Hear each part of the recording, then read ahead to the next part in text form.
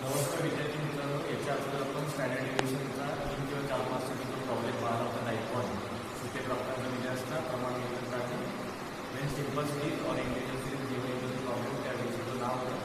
तर त्याचा आज आपण 3 मार्क्स पाहणार आहे. त्याचं नाव आहे when class interval and frequency will be given in the problem. नेहमी हा 3 मार्क्ससाठी येतो. अल्टरनेट प्रत्येक एका परीक्षेनंतर हा प्रॉब्लेम पेपरमध्ये विचारला जातो ना. ठीक है, हर बार ये हर एक अल्टरनेट एग्जाम के बाद इसका प्रॉब्लम हर बार एग्जाम में आते रहता है. ठीक है, ये 1 मार्क्स का प्रॉब्लम रहता है. 3 मार्क्स में भी पूछा जाता है. इसमें 1 मार्क का प्रैक्टिकल रहेगा और 2 मार्क का आपका इंटरप्रिटेशन रहेगा. तुम्हाला 8 मार्काचा प्रॅक्टिकल राहील आणि 2 मार्काचा अर्थनिर्वचन किंवा अर्थबोध तुम्हाला लिहावं लागेल. ठीक आहे, तर आज पाहू आपण याचा 10 मार्काचा प्रॉब्लेम प्रमाण विचलन, याला म्हणतो आपण क्रमापीलन, याला इंग्लिशमध्ये म्हणतो आपण स्टँडर्ड इक्वेशन. ठीक आहे, टाईपचं नाव आहे when classical and frequency will be given in the problem. मराठीत त्याला म्हणतात वर्गीकृत वारंवारिता सारणी दिली असता प्रमाण विचलन काढणे. याच्यात हा एक शब्द लक्षात ठेवायचा, फ्रिक्वेन्सी, वारंवारिता. ठीक आहे, हा सगळा महत्त्वपूर्ण चॅप्टर आहे. ठीक आहे, याच्यामध्ये काय राहतं, एक तुम्हाला क्लास इंटरवल दिलं जातं म्हणजे वर्गांतर दिलं जातं आणि दुसरं म्हणजे तुम्हाला फ्रिक्वेन्सी दिली जाते. ठीक आहे, या दोनच गोष्टी दिल्या जातात, त्याच्यात तुम्हाला पूर्ण प्रॉब्लेम सॉल्व्ह करावा लागतो. ठीक आहे, तर याचा फॉर्म्युला जो आहे, फॉर्म्युला हा तुम्हाला पाठांतर करायची गरज नहीं, ये आपको याद करने की जरूरत नहीं है. आपको इसको याद नहीं करना है. ये फॉर्मूला ऑलरेडी पेपर में प्रिंटेड रहता है. जो भी पेपर आएगा, जो भी प्रॉब्लम आएगा, उसका फॉर्मूला आपको ऑलरेडी पेपर में प्रिंट रहेगा. आपको याद करने की जरूरत नहीं है. ठीक है, अभी इसका फॉर्मूला क्या है और इसका पूरा क्लैरिफिकेशन क्या है, उसका वर्गीकरण क्या है, वो आपको मैं आपको बता देता हूँ.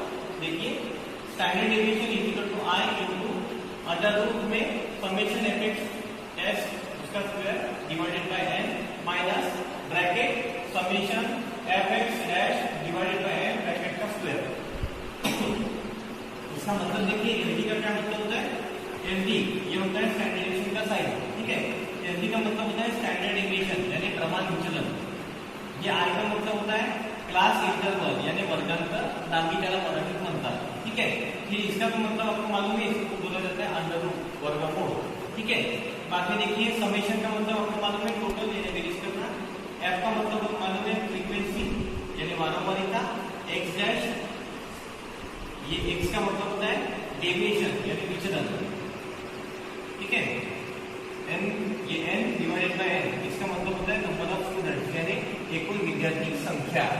ठीक है, त्याच्यानंतर x1 स्क्वायर या x1 स्क्वायर का अर्थ होतो, x1 स्क्वायर का मतलब होता है स्क्वायर ऑफ डेविएशन, उसको बोला जाता है विचलन का वर्ग. ये हुआ आपका इस फॉर्मूले का क्लैरिफिकेशन. अभी देखेंगे इसका प्रॉब्लम नंबर 1.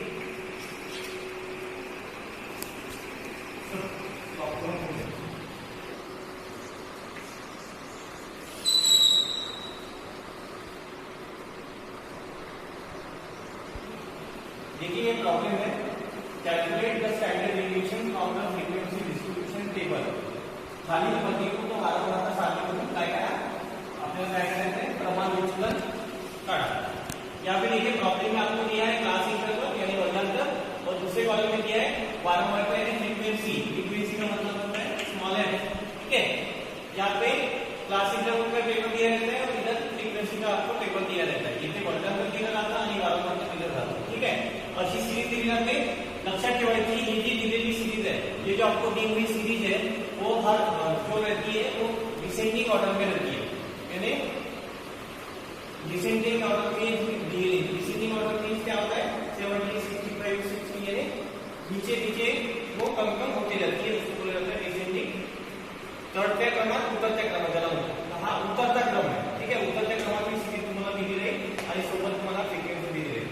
असे जर 2 कॉलम तुम्हाला दिले आले तर मग प्रॉब्लेम कसं सॉल्व करें. लक्षात ठेवा, आपको ध्यान में रखना है, इसका कोई भी प्रॉब्लम पूछा जाए उसमें आपको ये 2 चीजें दी रहेंगी, क्लास इंटरवल और फ्रीक्वेंसी.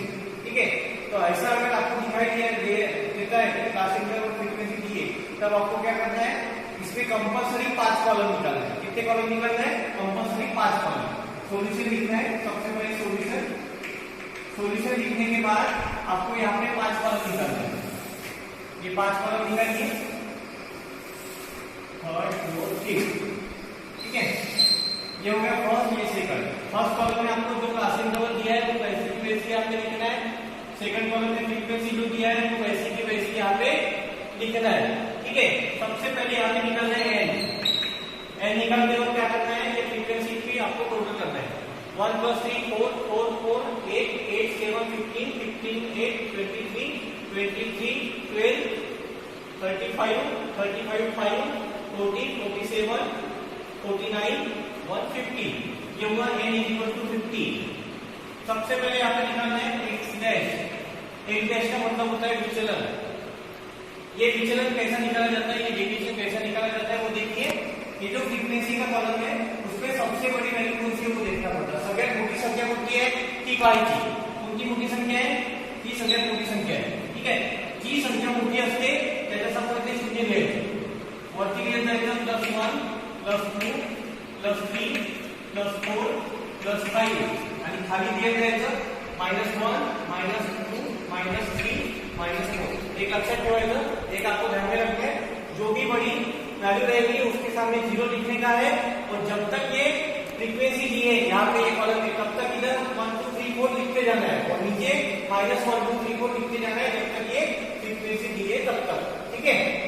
बाद में देखिए निकलता है अपने को f x डैश। ये f डैश कैसे निकालना पड़ता देखिए। ये कॉलम कौन सा है f और ये कॉलम कौन सा है x डैश। इसका करना है मल्टीप्लिकेशन। 1 × 5 + 5 3 × 4 + 12 4 × 3 + 12 4 12 7 × 2 14 8 × 1 + 8 12 × 0 0 5 × 1 -5 7 × 2 -14 2 × 3 -6 1 × 4 -4। ये हुआ आपका f और x1 का मल्टीप्लिकेशन। फिर बाद में क्या करना है, आपको इसकी टोटल करना है। इसलिए यहाँ पे लिखना है समीशन। कॉलम कौन सा है, f x डैश = 2। अब इसमें क्या करना है, आपको प्लस की टोटल अलग करना है और माइनस की टोटल अलग करना है। अब इसकी टोटल करो, 5 × 12 17 17 और ये 12 29 29 और ये 14 कितना होता है,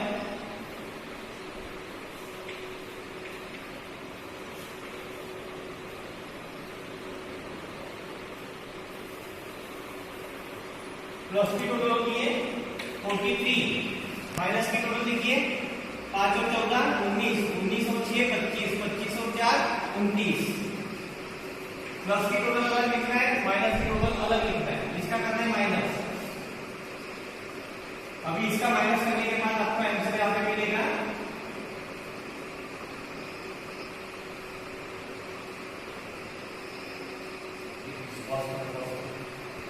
ये 5 छूट गए थे, ठीक है। तो यहाँ पे क्या करना है, 5 + 12 + 12 + 14 + 8, इसकी टोटल आती है 51। ये होगी प्लस की टोटल। माइनस की टोटल 5 + 14 + 6 + 4, ये होगी 29, ठीक है। 51 में से 29 गए, आंसर आता है 22। अभी यहाँ पे ध्यान में रखना है, जो टोटल बड़ी रहेंगी उसका जो भी साइन रहेगा वो साइन आपको इसको आंसर को देना है, ठीक है। सबसे बड़ी टोटल किसकी है, 51 की।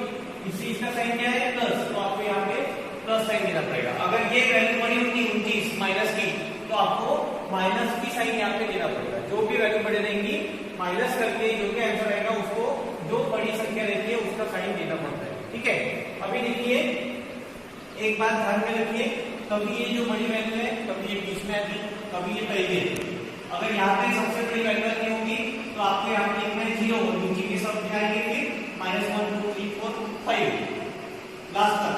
अगर सबसे बड़ी वैल्यू यहाँ पे आती है तो फिर यहाँ पे आएगा 0, ऊपर क्या रहता है प्लस रहता है, तो यहाँ पे +1 2 3 4 5 6 7 लास्ट तक रहेगा, ठीक है। और बीच में आती है तो यहाँ पे 0, ऊपर रहेंगे प्लस, नीचे रहेंगे माइनस, ठीक है। अभी इसका जो आंसर है वो होता है 22 + 22, ठीक है। बाद में fx क्या करते हैं बच्चे, apex dash square, apex dash square, तो स्क्वायर करते समय क्या करते हैं, वो 5 का स्क्वायर 25, 12 का स्क्वायर इस हिसाब से वो करते रहते हैं, 144 ऐसे करते रहते हैं। पर ऐसा नहीं करना है आपको, यहाँ पे आपको करना है x dash into apex dash, इनका दोनों का मल्टीप्लिकेशन करना है, तो अब मिलेगा आपको apex dash square 5 into 5, 5 into 5 25, 4 into 12 48, 3 into 12 36, 2 into 14 28, 1 into 8 8, 0 into 0 0, minus minus plus होता है, आपको मैंने बताया था मल्टीप्लिकेशन कैसा होता है, plus plus plus minus minus minus, 1 into 5 5 लेगा 5, इसको रहेगा क्या रहेगा ये प्लस, क्योंकि माइनस माइनस क्या होता है प्लस, ये जो कॉलम रहता है ये हमेशा प्लस ही आता है, कभी भी माइनस नहीं आता, ठीक है। 2 इंटू 14 28, 3 इंटू 6 18, 4 इंटू 4 16, इसकी टोटल करना है, टोटल के लिए लिखा जाता है समेशन, फॉर्मूला का नाम क्या है, एपेक्स डैश उसका स्क्वायर, इसकी टोटल कीजिए, अगर इसकी टोटल करते हैं तो इसकी टोटल आती है, ये आएगी 212। देखिए आप अभी अपने जो बॉक्स निकाला उसमें क्या निकाला है, n equal to 50 summation apex dash 22 summation apex dash 212, ये अपना आपको आंसर मिला है, ठीक है। इसको क्या करना है, सबसे पहले यहाँ पे गिवन डाटा लिखना है, पहले डिवाइड को क्या क्या निकाला आपने, n equal to 50 summation apex dash कितना निकाला है 22, ये यहाँ पे 22 समेशन एपेक्स डैश स्क्वायर कितना निकाला है 212, ठीक है। अभी यहाँ पे देखिए अपने फॉर्मूला में यहाँ पे आई है, अपन ये भी निकाले, ये भी निकाले और ये भी निकाले, पर आई यहाँ पे क्या है, ठीक है। तो आई कैसे निकालना पड़ता है, वो कैसे निकालना पड़ता है वो देखिए। सबसे पहले देखिए ये जो पहले प्रॉब्लम में था क्लास है, इसमें ये चीज दी है, आई निकालने समय एक चीज ऐसी है कि पहले ग्रुप का इसको बोला जाता है L1 lower limit of the group, इसको बोला जाता है L2 upper limit of the group, ठीक है। आई निकालने समय क्या करना, L1 पहले ग्रुप का L1 और दूसरे ग्रुप का L1, पहले ग्रुप का L1 और दूसरे ग्रुप का L1, इसमें कितना डिस्टेंस है वो देखना पड़ता है। 70 और 65 में कितने का डिस्टेंस है 5 का, तो ये हो गया आपका आई। ये एक ट्रिक से, ये तो इसका एक फॉर्मूला है, आई निकालने का आई u minus L plus 1, u means upper limit कौन सी है 74, इस तरीके से भी आप आई निकाल सकते हैं, 74 minus lower limit 70 plus 1, I equal to 74 में से 70 गए 4 प्लस 1, ये निकला आपका है। इस तरीके से भी आप आई निकाल सकते हैं, एक तो ऐसे निकालिए, पहले ग्रुप का L1 दूसरे ग्रुप का L1, इसका डिस्टेंस देखिए, नहीं तो इस प्रकार के फॉर्मूला यूज करके भी आप आई निकाल सकते हैं, ठीक है। अभी देखते हैं इसका सॉल्यूशन। सबसे पहले बाय अप्लाई फॉर्मूला, सूत्र का मतलब हो ये फॉर्मूला अप्लाई करना है आपको, ठीक है। टू द वैल्यू फॉर्मूला और सूत्र किन में हो, ठीक है। FD इक्वल टू आई कितना है 5, ठीक है। यहाँ पे सबसे पहले आई की वैल्यू करेंगे इनटू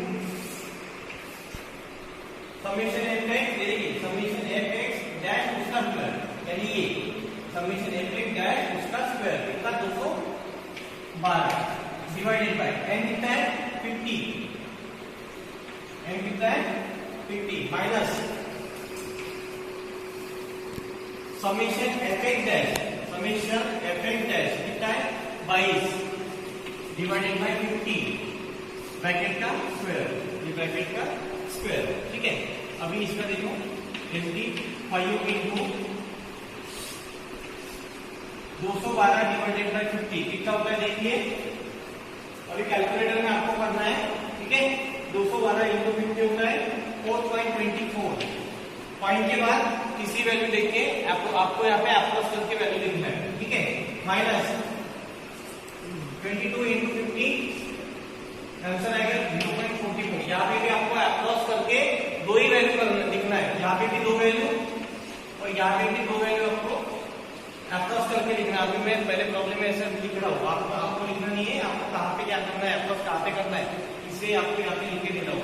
पॉइंट के बाद 2 यहाँ पे अप्रोच करके लिखना है, 2 यहाँ पे लिखना है, 2 लिखना है, पहले लिखना है, यहाँ पे नहीं लिखना है, ठीक है। आपको समझ में आए, इसलिए मैं अभी लिख रहा हूँ। एस डी 5 इंटू 4.24 माइनस 0.44 का स्क्वायर लीजिए, उसका स्क्वायर यहाँ पे 0.1936 आता है। इसका अगर स्क्वायर करते हैं तो उसका आंसर आएगा इतना। यहाँ पे 2 वैसे की वैसे लिखना है, यहाँ पे 2 ही रहेगा, 4.24 पॉइंट के बाद 2 वैल्यू, और यहाँ पे 4 वैल्यू लिखना है। हमेशा याद रखिए, मैंने जैसे बताया वैसा ही करना है, ठीक है। S D equal to 5 into 4.24 में से 0.1936 है, उसका आएगा आंसर 4.0464। ये यहाँ पे 4 ही वैल्यू लिखना है पॉइंट के बाद, ठीक है। एस डी 5 इंटू सॉरी, इसको अंडर रूट से निकालिए। सबसे पहले कैलकुलेटर में दबाइए 4.0464 और अंडर रूट का साइन दबा दीजिए, फिर आपको निकलेगा अंडर रूट, आपको वन रूट निकले, वो आएगा 2.0115। यहाँ पे भी आपको 4 वैल्यू लिखना है, ये वाला जब अंडर रूट से निकालेंगे तब।